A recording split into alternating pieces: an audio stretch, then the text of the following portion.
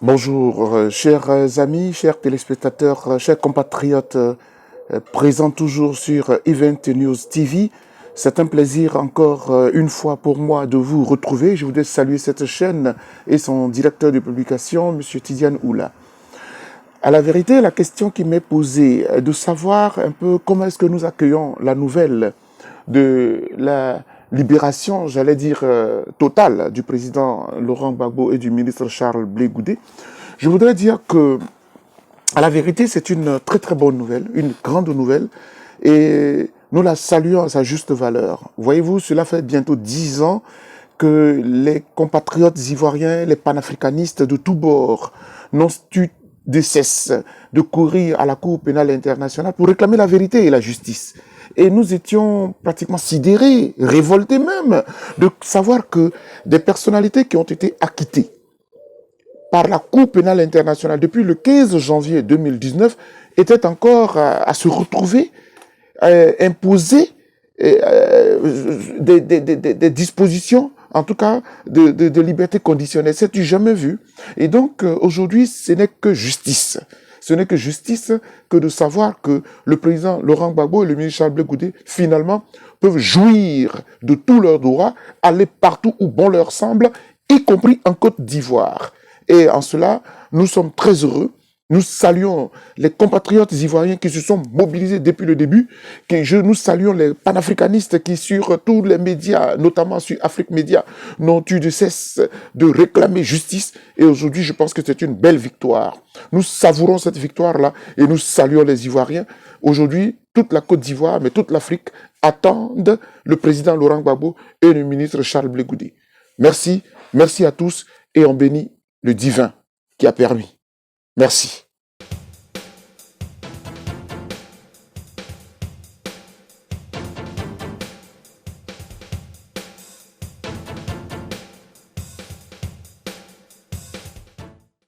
Pour ce qui est de la seconde question que vous me posez, à savoir si ce n'est pas un risque pour la Cour pénale internationale et que de laisser le président Laurent Gbagbo et le ministre Charles Blé Goudé rentrer en Côte d'Ivoire, je dois vous dire que elle me fait sourire cette question-là, parce qu'il faut qu'on se dise très clairement les choses.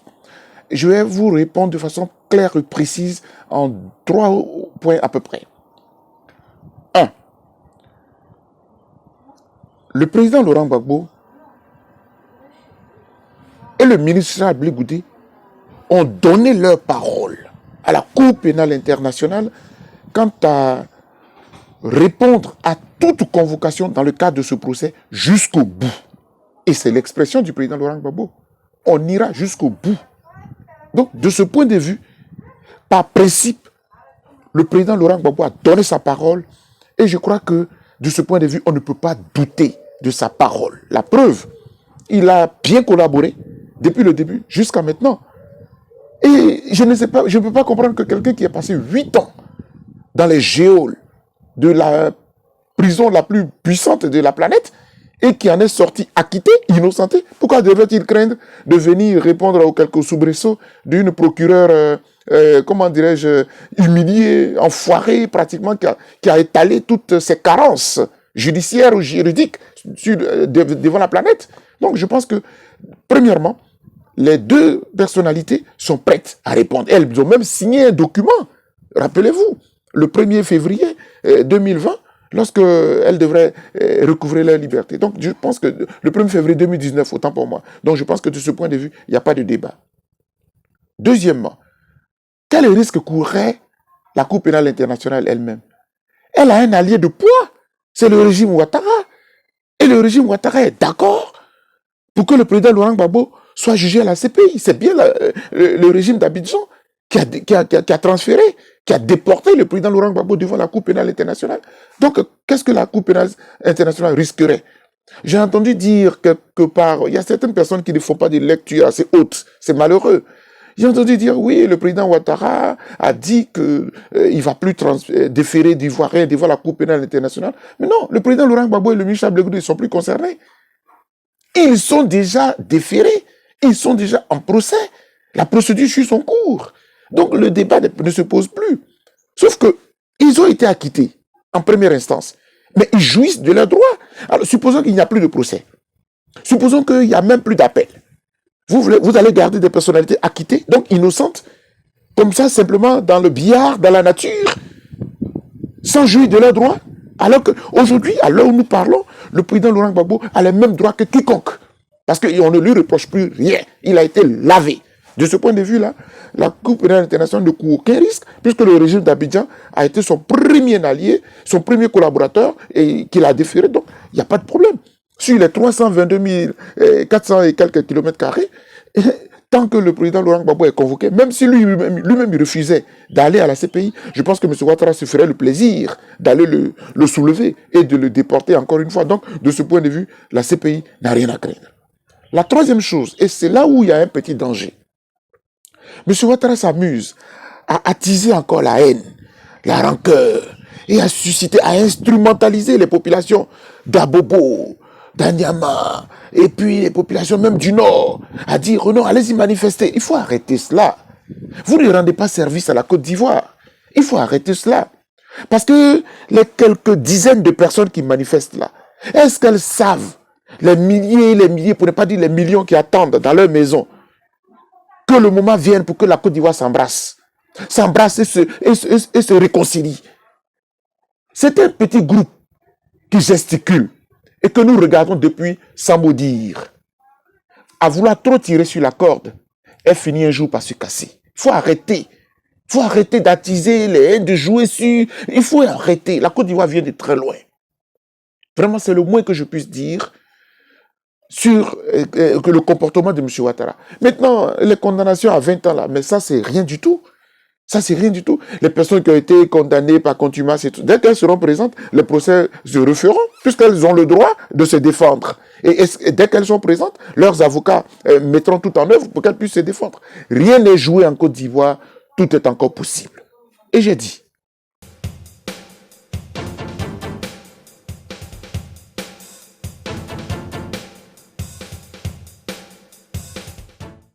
mais écoutez, vous faites bien de revenir sur l'épineuse question des conditions devant régir l'élection présidentielle à venir.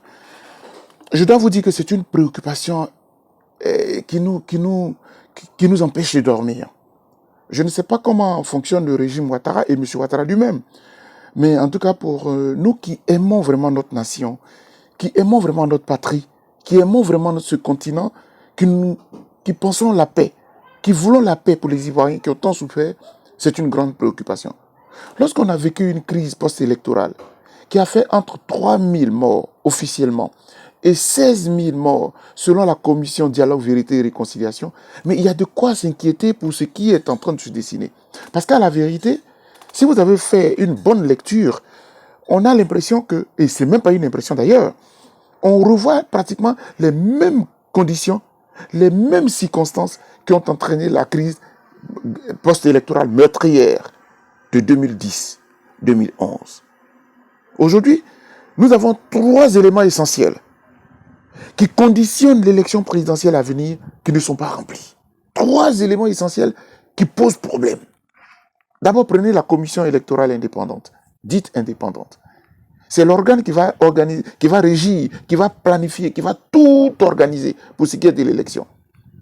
Il est bon, il est indispensable que cet organe-là soit consensuel, de façon à ce que personne n'ait à redire sur le résultat. Les mêmes causes produisant les mêmes effets. Si nous ne travaillons pas sur une commission électorale indépendante irréprochable, nous sommes sûrs que l'élection, les résultats qui vont sortir, proclamés par cette commission-là, seront mis en cause par une partie, par les uns et les autres. Problème. Et donc, M. Ouattara, de façon unilatérale, a désigné les membres de la commission, le président de la commission, de son propre chef, de son seul chef, sans tenir compte. Alors qu'il y avait un semblant de dialogue qui avait été initié avec l'opposition et la société civile, qui n'a même pas été abouti, qui n'a pas été abouti et qui a été arrêté. Et le chef de l'État a pris sur lui de nommer cette commission. Elle est problématique. La commission électorale indépendante aujourd'hui est problématique. Et les agences des Nations Unies, le PNUD, l'ONU, toutes ces structures qui sont là à Abidjan voient et elles savent. Nous les invitons à faire attention. Et je préfère que nous réglions les problèmes en amont plutôt que d'attendre en aval pour s'entre-déchirer. Donc, première question, la commission électorale indépendante. Et l'opposition, y compris la société civile, dont je fais partie, nous avons plutôt fait confiance, encore une fois, à la justice. Et je n'ai pas arrêté de saluer l'opposition lorsqu'elle a transféré le problème devant la Cour africaine des droits de l'homme et des peuples. Car c'est cette même Cour qui, en 2016, avait sorti un arrêt pour dire à M. Ouattara, au régime d'Abidjan, que la commission électorale n'était pas aux normes, selon les principes universels. M. Ouattara n'a pas entendu raison. Donc aujourd'hui, l'opposition a encore saisi la Cour africaine, notamment les députés de la formation politique PDCI RDA ont saisi la Cour africaine. Nous attendons le verdict. C'est un risque que l'opposition a pris, mais si la décision tombe, si elle est défavorable à l'opposition, elle respectera cette décision. Mais si elle est défavorable à M. Ouattara, qu'il se prépare à respecter cette décision. Parce que on ne laissera pas les choses comme dans le cadre de M. Guillaume Soro où une décision est tombée, le régime a refusé d'appliquer, elle a trouvé beau jeu que de se retirer, de la Cour africaine pour ce qui est de, la reconnaissance des compétences. Donc ça, ce ne sera pas de notre chef. Si la décision tombe, elle va s'épouser, elle sera appliquée. Et je compte, en tout cas, nous comptons sur l'opposition, sur la société civile pour mettre toute la pression lorsque cette décision tombera. La deuxième chose, c'est quand même la loi électorale. Voilà un pays qui a connu une crise grave en 2010. La moindre des choses, c'est quand même qu'on se mette d'accord sur les conditions électorales. Et là, on n'est pas d'accord. Et M. Ouattara a pris sur lui, encore une fois, avec une ordonnance, en violant même la constitution ivoirienne, parce qu'il n'a pas compétence pour décider des conditions électorales. La loi ivoirienne ne le lui permet pas. Donc, l'ordonnance qu'il a prise pour édicter le nouveau code électoral est illégale. Donc, la décision elle-même est illégale. Donc, la loi électorale, le code électoral actuel est illégal. Voilà un problème de fond. Troisième élément, c'est la liste électorale. Aujourd'hui, on ne sait pas dans quelles conditions M. Ouattara enrôle, même pendant que nous étions sous le Covid-19, il a continué d'enrôler dans le Nord. Et lorsque une personnalité de proue, telle que le président Henri Konan Bédié, l'ancien président, dit comme cela que il y a des orpailleurs clandestins, il y a des personnes non ivoiriennes qu'on enrôle. Et que, pire, l'un des caciques du RHDP, et c'est un ministre, c'est Adjoumani, non, Adjoumani, a osé dire que le RHDP ne se gêne pas, il n'a pas honte d'enrôler des étrangers pour gagner à l'élection.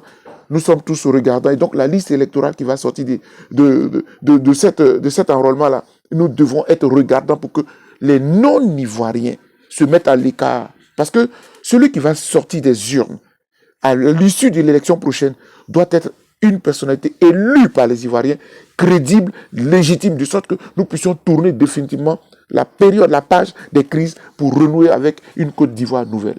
C'est de cela qu'il s'agit. Et donc, pour nous, la question reste pendante. Je pense que l'idéal serait que, avec le temps qui nous reste, on ne pourra pas enrôler entre 5 millions et 6 millions d'Ivoiriens de façon tranquille. Puisque déjà même, il nous parvient. Nous avons des échos sur le terrain. Les gens disent, oui, pour enrôler, même pour la carte d'identité, nous prenons une 60aine de personnes, tel nombre de personnes. Les autres, retournez chez vous. On n'aura pas fini d'enrôler tout le monde. Donc, l'élection est tellement importante qu'on ne peut pas biaiser le jeu électoral cette fois-ci. Et ça, je le dis, mais très calmement, parce que ce débat-là, nous allons le mener. Nous allons le mener jusqu'au bout, parce que je dis toujours à qui veut l'entendre, si l'opposition et la société civile ivoirienne n'ont pas mené le combat en amont pour que nous soyons d'accord sur toutes les conditions avant d'aller à l'élection, lorsque l'élection se passera dans ce chaos-là, ne venez pas demain pour contester les résultats. Parce que le régime, lui, il est très clair, il s'en va pour tricher. De toute façon, je n'apprends rien à personne. En 2010, M. Ouattara et son régime ont triché. Donc aujourd'hui, c'est pas maintenant où il est au pouvoir qu'il va laisser comme cela l'élection. Il va tricher. Il va vouloir tricher. C'est à nous d'être vigilants et d'éviter les tricheries pour que le futur président soit quelqu'un de crédible et irréprochable. Nous devons y veiller et nous y veillerons. Mais en attendant, allons nous enrôler. C'est tout.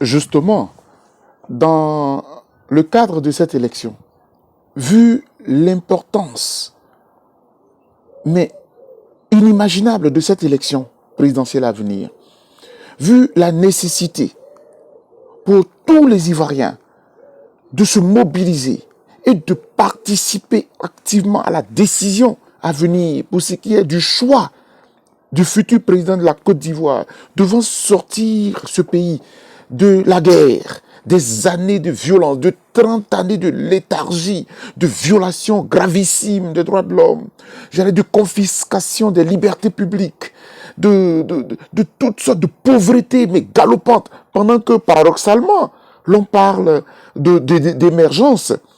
Pour que tous ces Ivoiriens-là y participent, il est bon que chacun et chacune se fasse enrôler, soit sur la liste électorale, et donc que préalablement, que les uns et les autres aient leur pièce d'identité.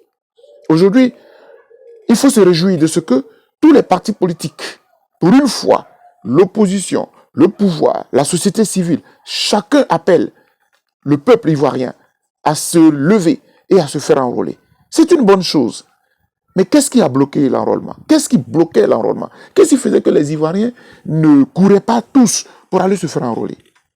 Il y a que le régime a subtilement glissé dans le processus électoral une contrainte financière et matérielle en fixant la carte nationale d'identité à un taux de 5 000 francs CFA, ce qui est du jamais vu dans notre pays, puisque ça a été toujours gratuit.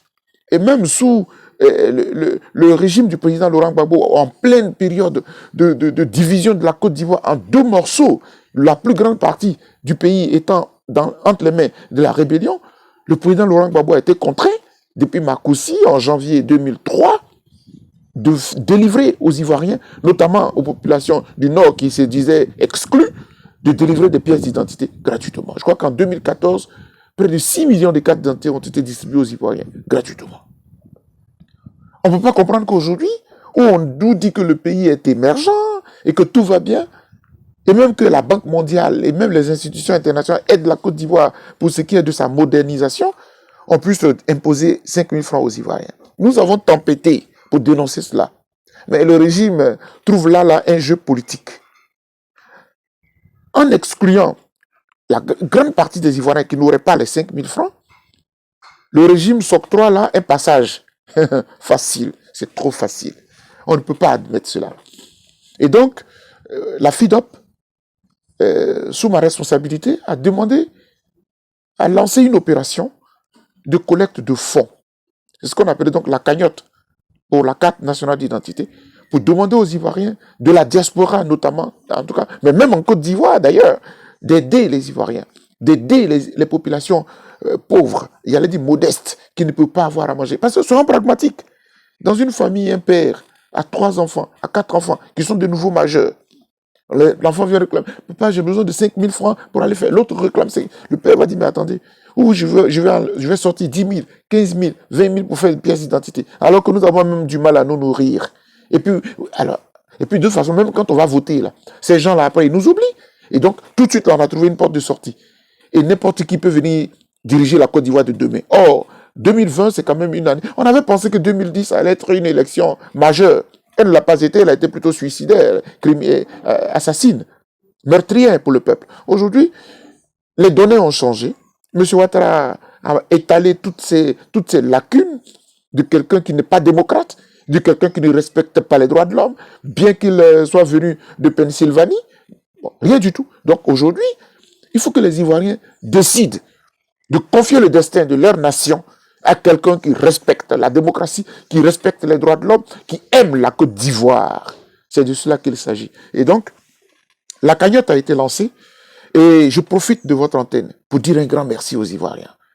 Aux Ivoiriens qui aujourd'hui déjà nous permettent d'offrir le kit, en tout cas le timbre de l'ONESI qui coûte 5 000 francs à des Ivoiriens qui ne peuvent pas l'acheter. Et donc, le processus suit bien son cours. En offrant 10 euros dans la cagnotte, vous permettrez à un Ivoirien à Abidjan d'obtenir la pièce d'identité. Parce que 10 euros, c'est environ 6 500 francs CFA. Et donc, quand on fait l'achat, ça fait autour de 6 000 francs CFA. Donc, on est dans le calcul. Il ne s'agira pas de distribuer de l'argent aux gens à Abidjan. Non, on ne le fera pas. La personne se pointe au bureau de la FIDOP avec son extrait de naissance, avec le certificat de nationalité, et nous ne faisons qu'acheter en ligne le timbre et on lui donne le reçu. Et il part dans les centres d'enrôlement pour faire sa pièce d'identité. Voilà. C'est vrai, et c'est ce que j'appelle les conditions objectives. Les conditions objectives, c'est que les personnes doivent être ivoiriennes. Celles qui ne sont pas ivoiriennes, c'est pas la peine de venir s'embrouiller parce qu'elles vont sortir très perdantes. Elles viennent toujours dans les conditions objectives avec le certificat de nationalité et l'extrait de naissance. On voit très bien qu'il leur manque simplement le timbre, on le leur achète et puis voilà. On le fera en fonction de ce dont nous disposerons dans la cagnotte. Je dis à qui veut l'entendre qu'on n'a pas d'argent nous-mêmes, donc on ne peut pas le faire. C'est pour cela qu'on a lancé l'appel. Nous-mêmes, nous contribuons, tous les membres de la FIDOP à l'extérieur, qu'il s'agisse de ceux qui sont en France, ceux qui sont en Angleterre, ceux qui sont en Allemagne, ceux qui sont au Danemark, ceux qui sont en Suède, ceux qui sont aux États-Unis, ceux qui sont au Canada. Les différents responsables sont répertoriés, ils vont tous contribuer. Et puis, nous participerons, voilà. Même ceux qui sont également en Belgique, parce qu'en Belgique, désormais, nous avons une succursale en Belgique où j'ai pu passer tout ce temps du confinement. Donc voilà.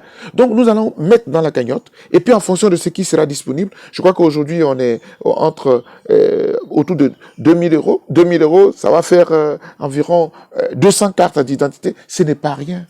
Ce n'est pas rien. Et en lançant même la cagnotte, nous avons dit à tout le monde, nous avons dit à tout le monde qu'il ne s'agit pas forcément de venir s'engouffrer dans la cagnotte initiée par la FIDOP.